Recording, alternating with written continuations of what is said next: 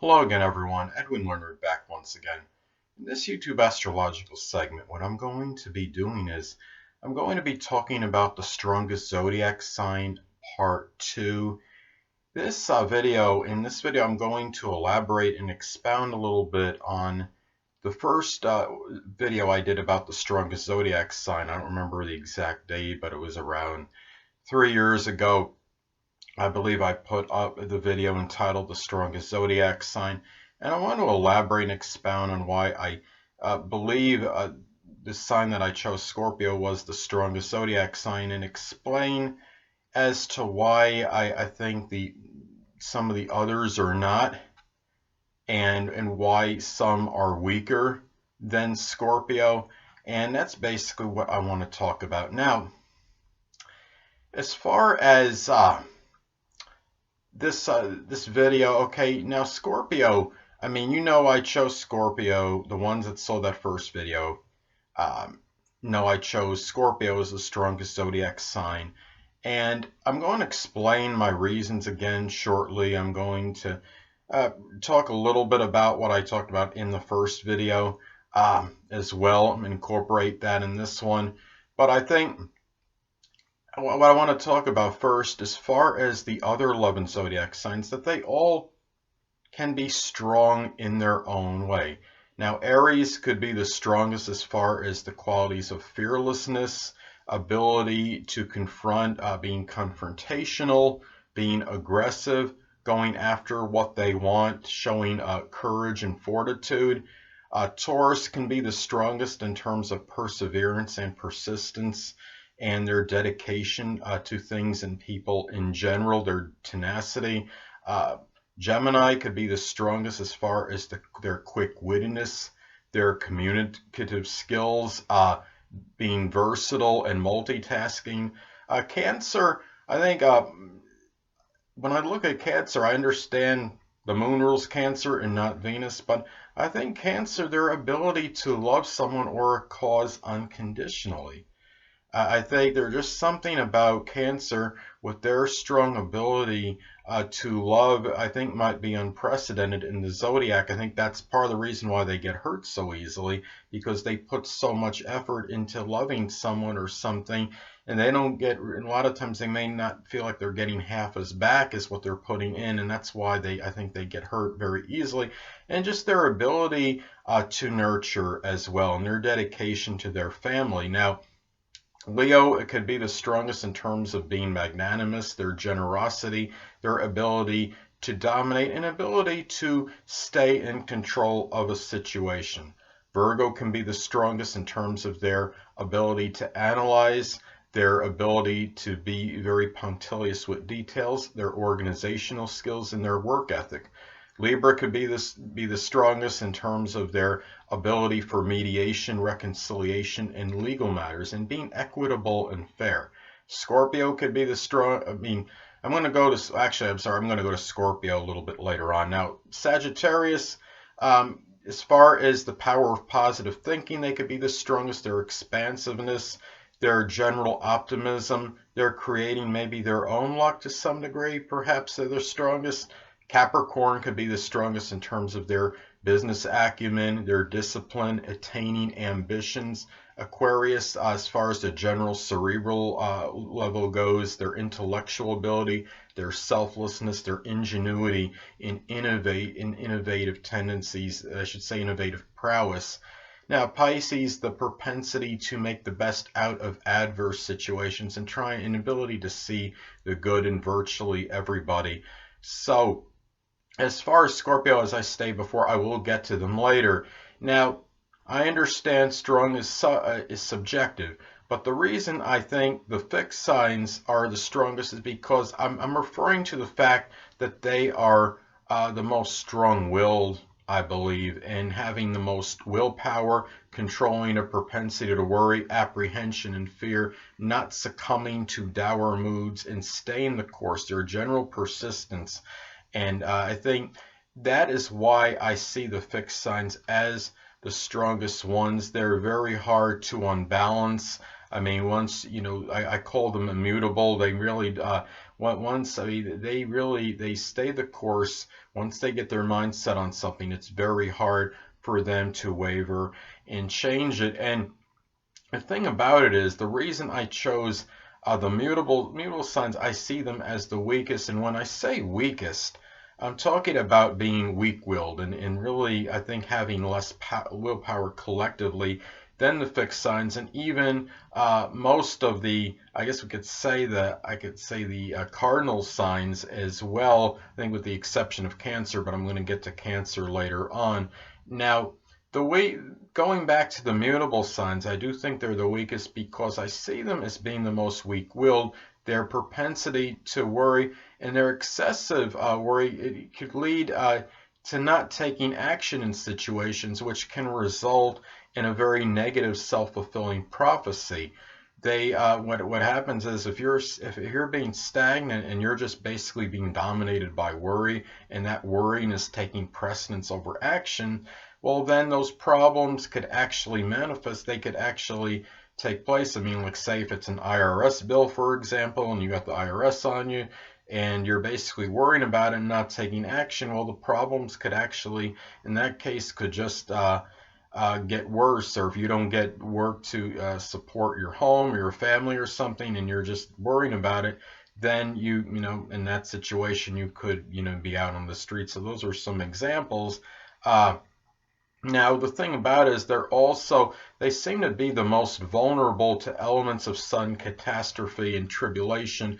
I think a lot of it is attributed to there's something about them that has like a weaker like countenance or complexion, and they also seem to be a little bit more easier to intimidate or be coerced by stronger personalities.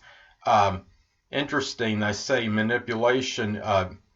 Hence mutable, I call mutable being very pliable, mutable signs. So, I mean, and I would say especially Pisces of that group. So, the thing about it is the fixed signs, their natural astrological composition gives them qualities that actually control trepidation, which is another reason why I like, the fixed signs as being the strongest.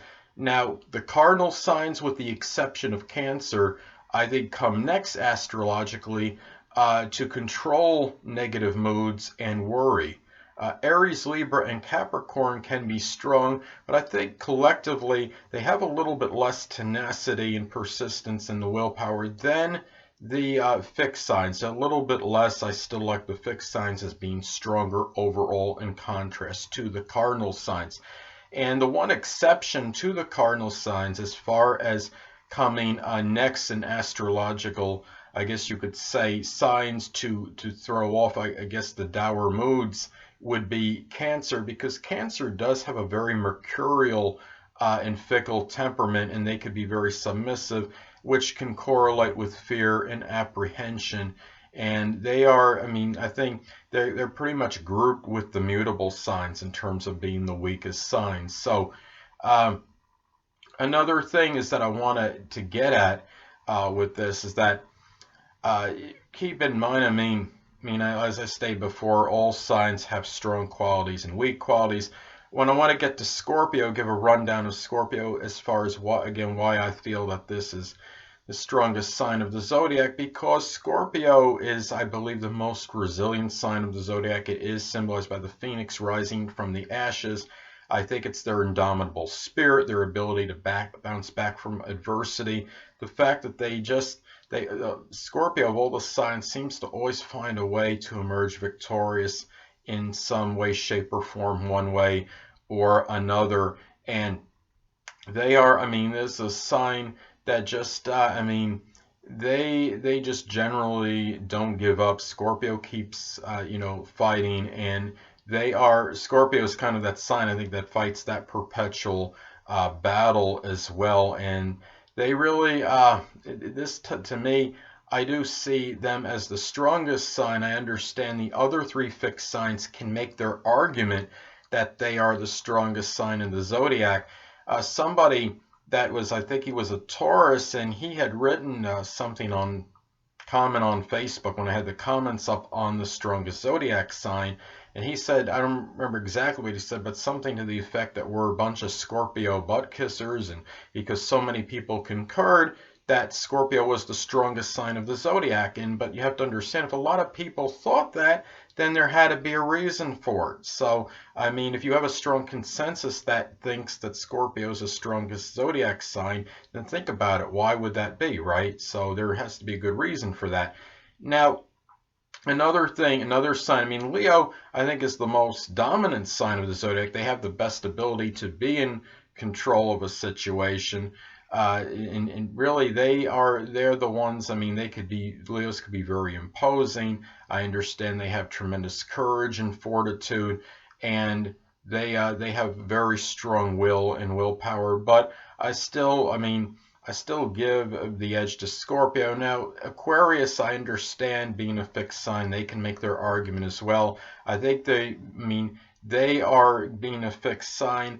They do have, as I stated before about fixed signs, I mean, they're one of the signs that has that strong astrological composition that gives them qualities that control that trepidation and any kind of fear or getting frazzled. And I mean, and they also are, as far as intellectually superior, I think on average Aquarius is the strongest sign of the zodiac. They're very confident and self-assured, and they often win with their cerebral ability, can be very powerful. But I still don't see them as the strongest. I go with Scorpio for the reasons I stated before. Now, what I want to say too is that it's not the end of the world. Let's say hypothetically, okay, let's say somebody has their sun, moon, and ascendant in all mutable signs. Well, you could benefit by say transits and progressions. Or even in your chart, let's say you could have Mars in the first house, or Mars conjunct the ascendant, Pluto conjunct the ascendant, or in the first house. Could give a little bit more powerful persona to the person. And if you have transits, for example, let's say you have transit Pluto conjunct your ascendant or sun, or transit Mars conjunct your ascendant or sun, are some examples. Now, let's say you have a mutable ascendant, and let's say you have ascendant in Gemini. Well, at some point, in most cases, it'll progress into Leo. So you could project a little more of a more dominant, stronger personality during the time when it progresses into Leo. So the thing about it is, and going back again to being, that people, when I talked about Pisces being the weakest zodiac sign, and obviously I chose a mutable sign, and the fact that Pisces is more impressionable, I think, than the other three signs. I think their character just seems to be weaker on average than the other three mutable signs.